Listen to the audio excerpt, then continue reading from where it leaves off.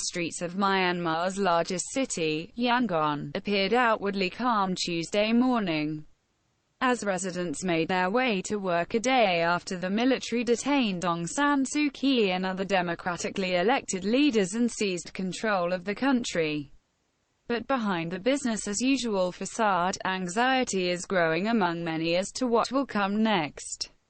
Memories of living under the brutal military rule of the past are seared into the minds and bodies of many Burmese people.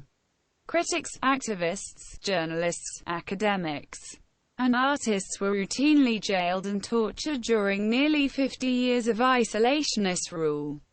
There are now fears that Monday's actions could be a prelude to a wider clampdown.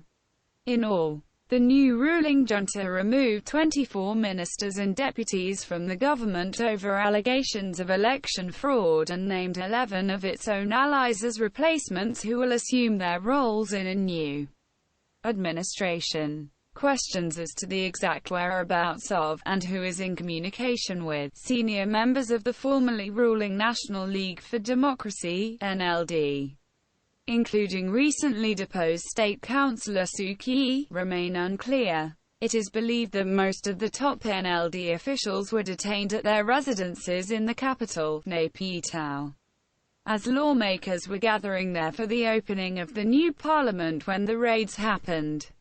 In a statement Tuesday, the NLD called for the immediate release of those detained, including recently deposed President Win Myint and Suu Kyi, and to allow the country's third parliament to govern.